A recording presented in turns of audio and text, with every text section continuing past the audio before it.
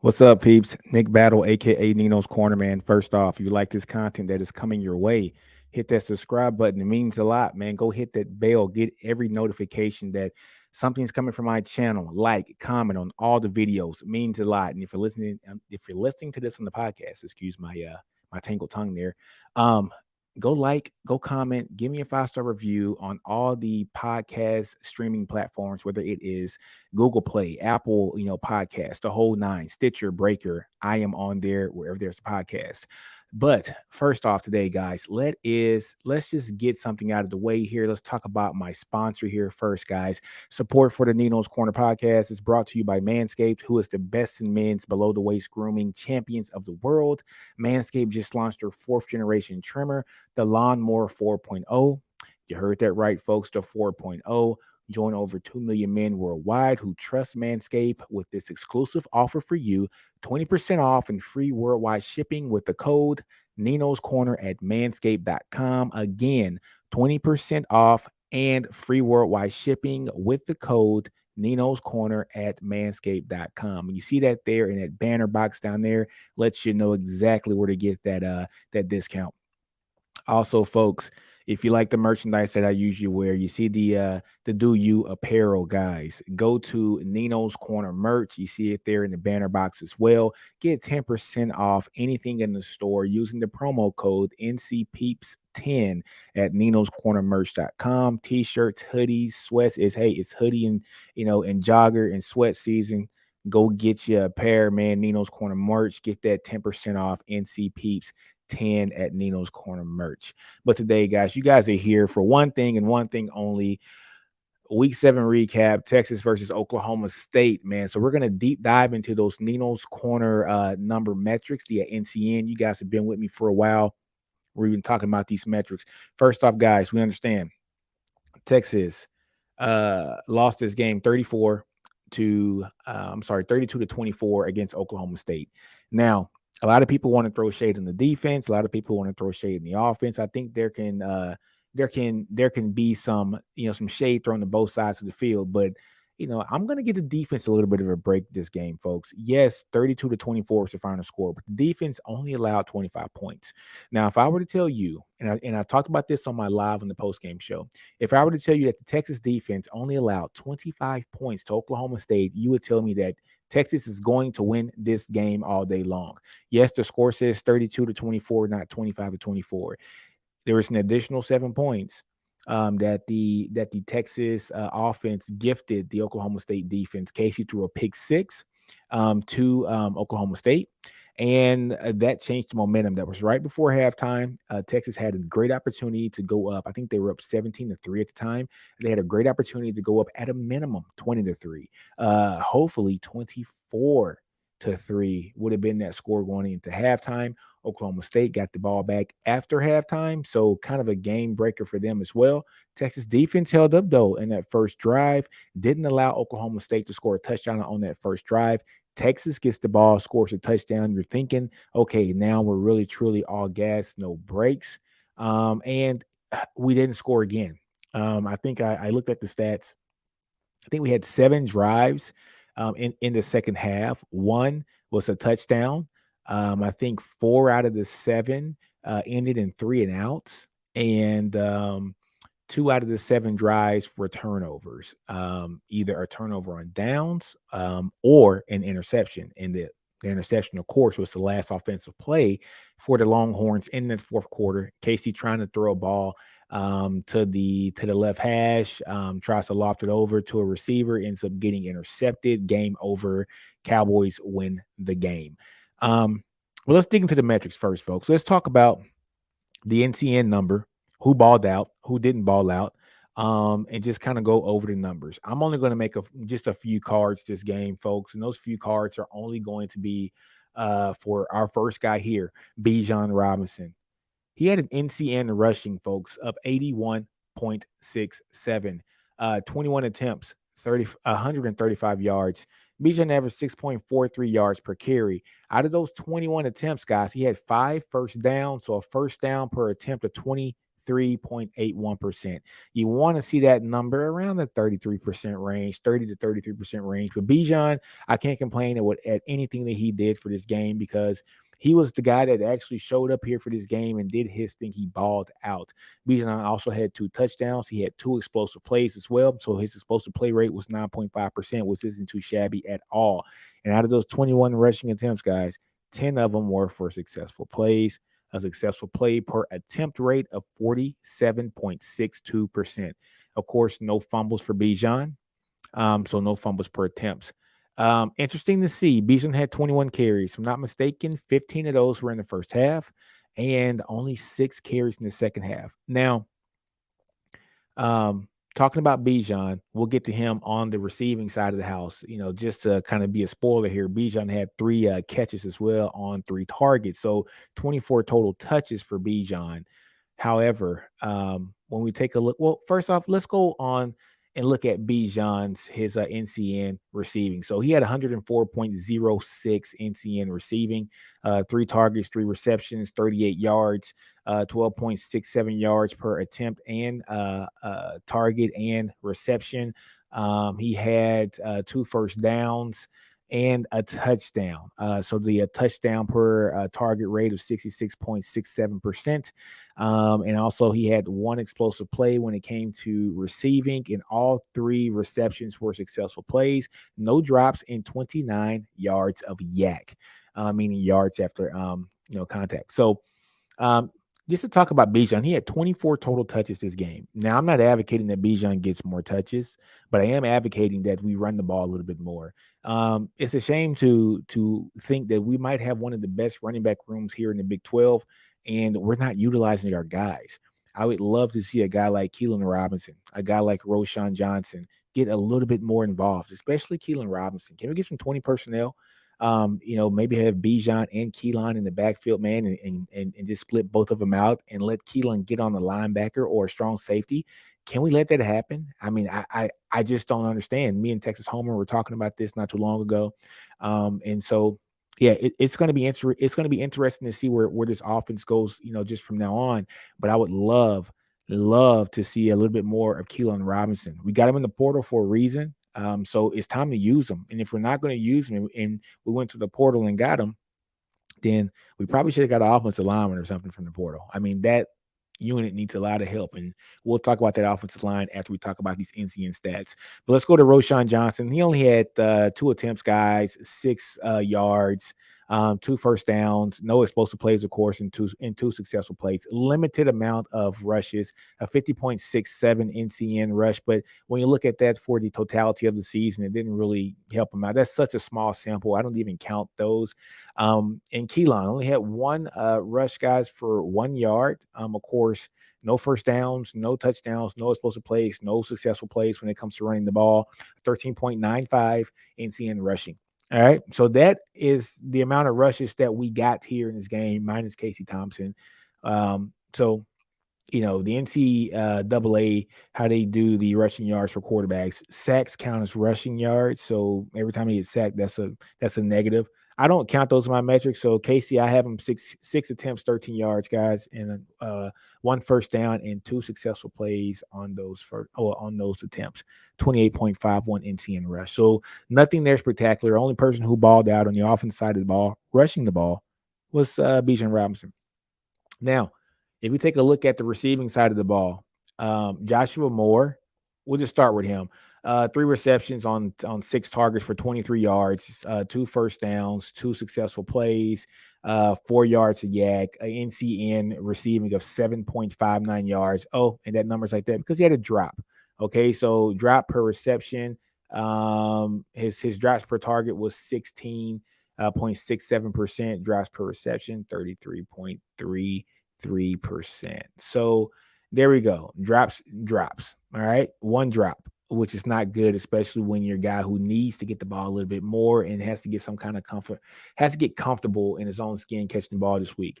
Another guy, Worthy. So Worthy, gift and a curse for him, guys. Last week was a gift and a curse for him.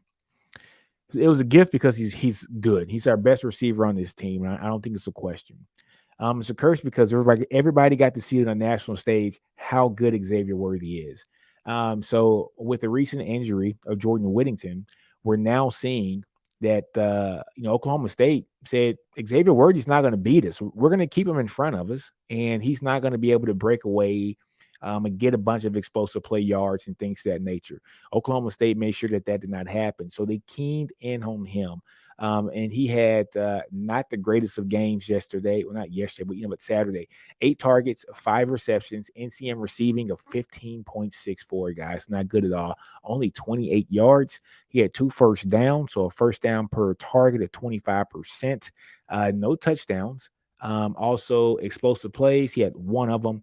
One out of his 5 receptions were explosive plays.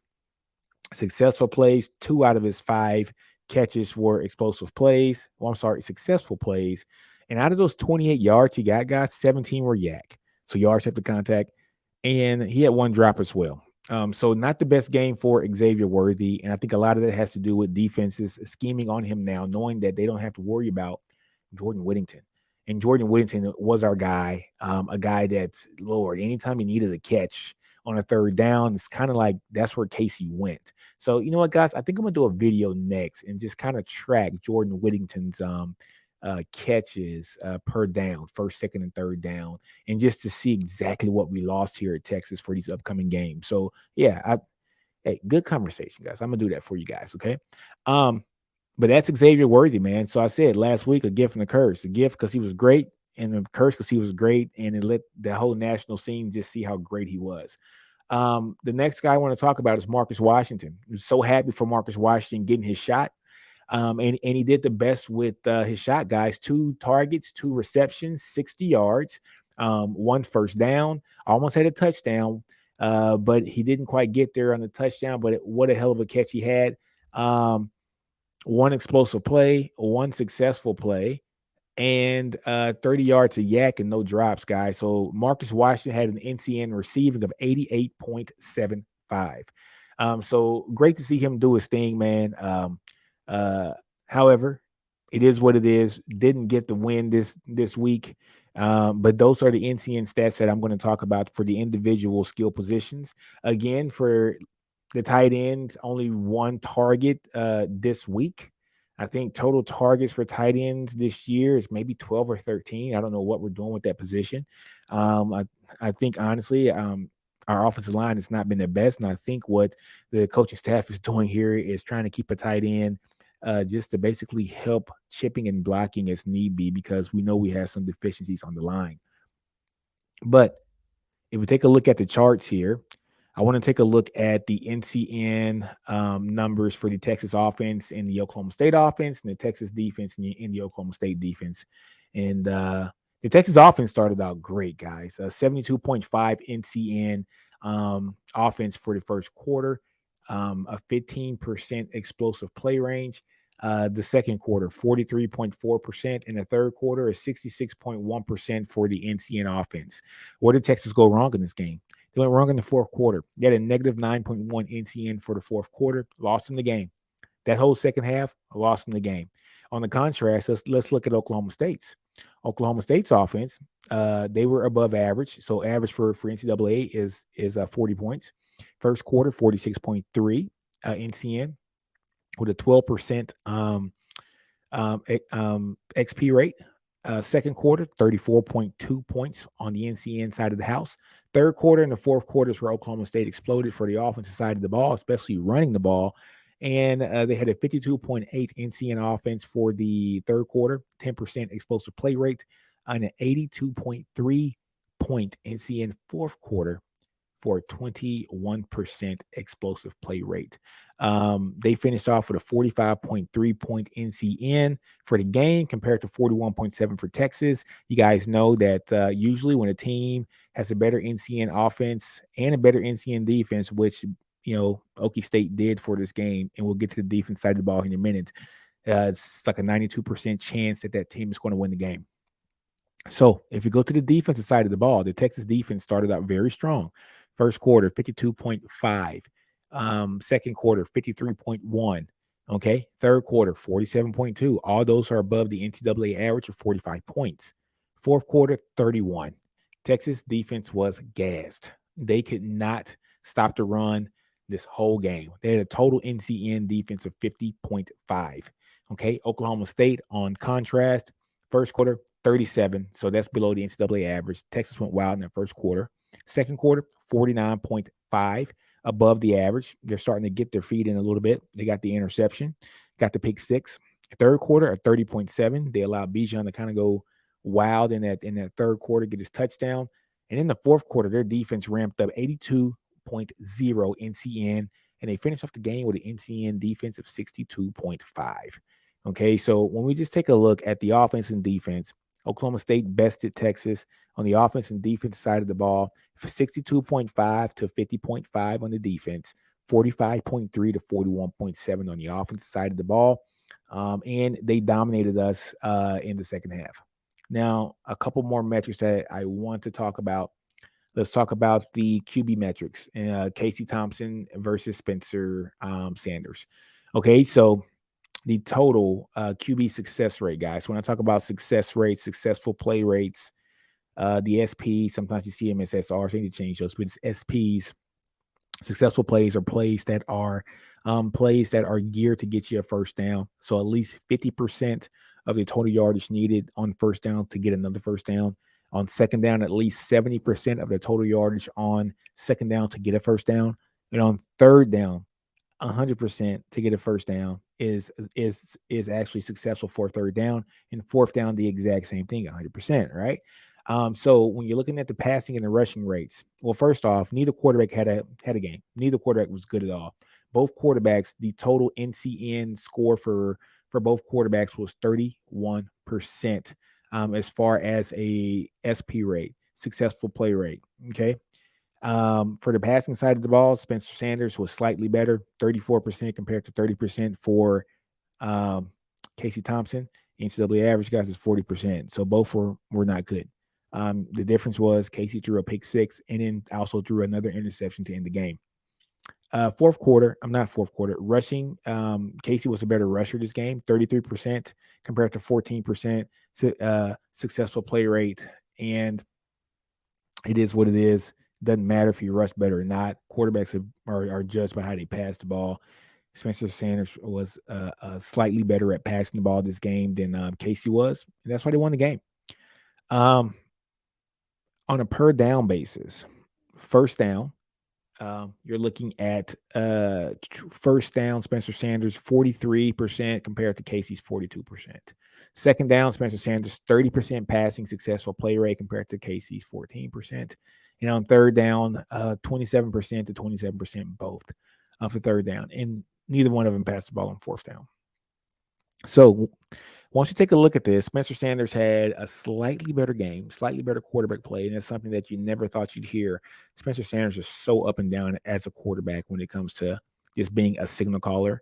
But kudos to Mike Gundy for scheming around the deficiencies on his offense. He knows that he has Spencer Sanders. He knows he's not the best quarterback, but I give him this. Spencer Sanders has done his thing when he's played against Texas. He's done his thing. He came in and won the game for his team, made some great throws at the end of the game, and did some things that Casey couldn't do in this game by basically when it was time to ball in the third and fourth quarter, he balled, and our guy didn't ball this game. So we'll take a look at a couple more metrics and then talk about a few more things.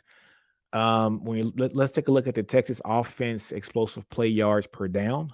So 183 XP yards for the entire game, which equated to 54.79% of Texas's total yardage. Most of those XP yards came on first down. 100 of those, which is 49.5% for that quarter. For that down. 25 on second down, which was roughly 40% of the total yardage that Texas got on second down for the game. And on third down, guys, 58 yards of XP yards, which is roughly 83% of the total yardage for the game on third down, and none on fourth down. Now, Oklahoma State, on contrast, they had 187 yards as well. So very even, guys. We had 183. Oklahoma State had 187. roughly 45% of their total yardage of was from XPs, explosive plays. But most of theirs was on second down as opposed to first and third down, like Texas. Um, I really want to get into the explosive. Yeah, well, I will. So XPs per quarter. Okay. First quarter for Texas, 100 yards of explosive play yards in the first quarter, 26 in the second quarter, 57 in the third quarter, and 0 in the fourth quarter. Now, if you take a look at the Oklahoma State side of the house, when you look at the XP yards per quarter, like an inverse relationship when it comes to Texas. The first quarter, Oklahoma State, 20 yards of explosive plays, yards. Second quarter, 17 XP yards. Third quarter, 42 XP yards. And the fourth quarter, 108 XP yards in the fourth quarter, which that's what brought them to the top and dominated. And a lot of those came from running plays. And we'll talk about the running game here in just a minute. But that's kind of all I want to deep dive into, folks, when we're talking about it, just the XPs and the explosive play yards for the game. So, folks, if we take a look at the actual game, things that actually went down in this game, um, what happened here in this game? Why did Texas lose this game? The Texas offense could not get anything ginned up here to actually take this game over. I thought Texas did a great job in the first half, but I think that interception by Casey Thompson, the pick six, really changed things. Um, just made it to where it changed the whole momentum of the game. Talking to a few of my friends, a few fellow podcasters, Steven, from FP, Texas Homer, Lando, we all kind of talk about these things, man. Um, man, we don't know if it's a psychological thing with this team or what, but it's like they can't get out of their own way, and Texas has to figure out a way how to get that done. One thing I do want to say, I looked at the Oklahoma State yardage, and I looked at Jalen Warren and what he did. 33 carries for 193 yards.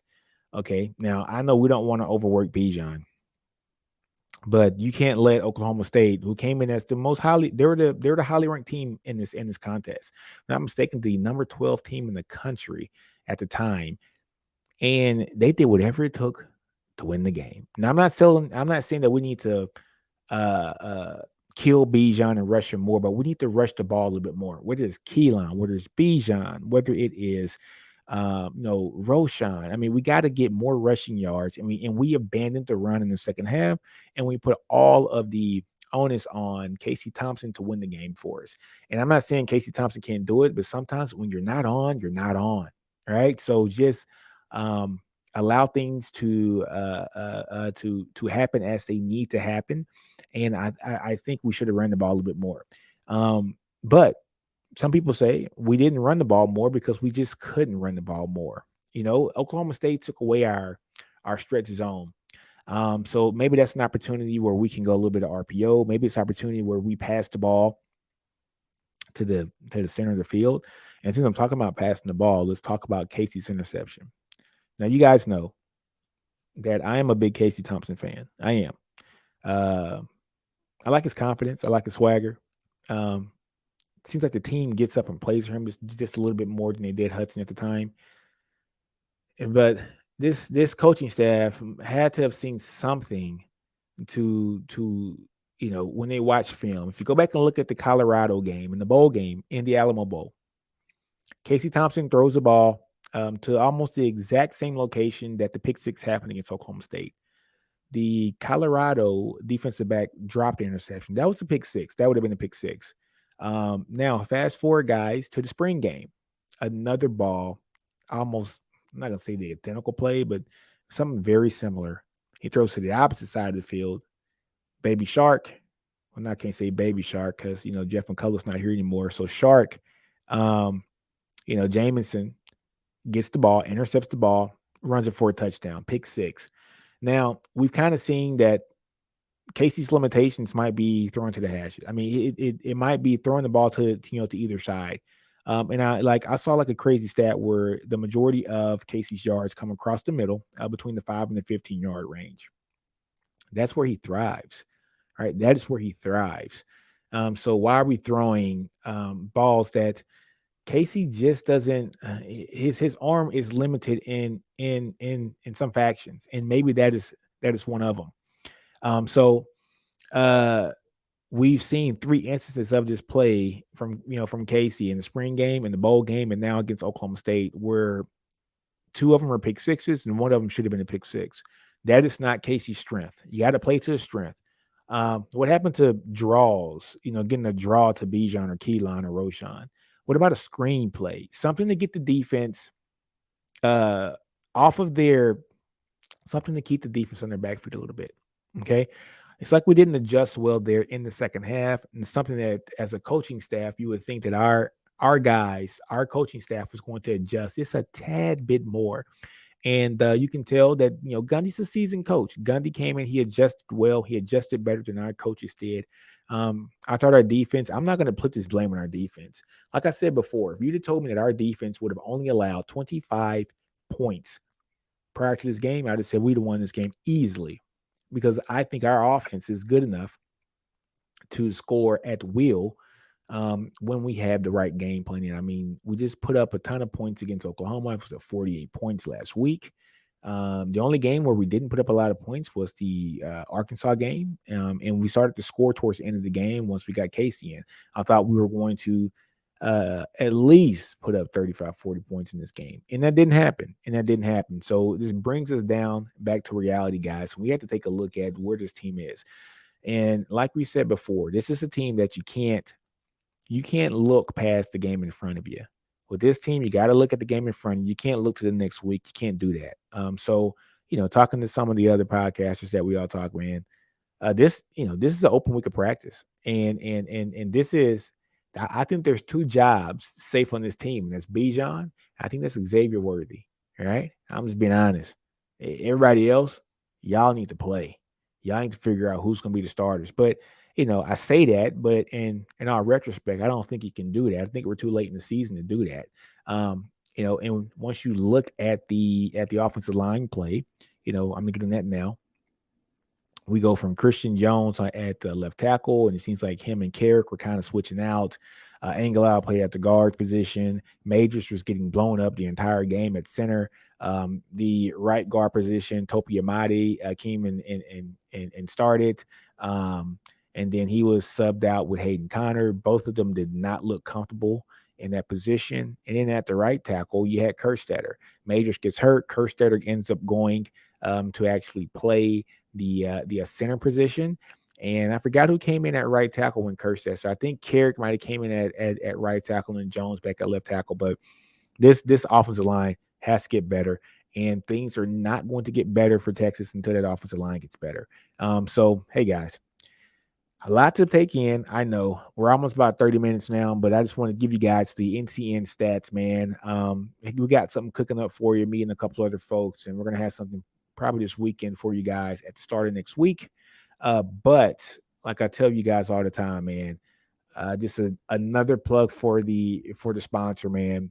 Manscaped.com, 20% off promo code plus free shipping using NinosCorner at Manscaped.com. Like I said, man, 20% off plus free worldwide shipping, not just shipping, worldwide shipping using the promo code NinosCorner at Manscaped.com.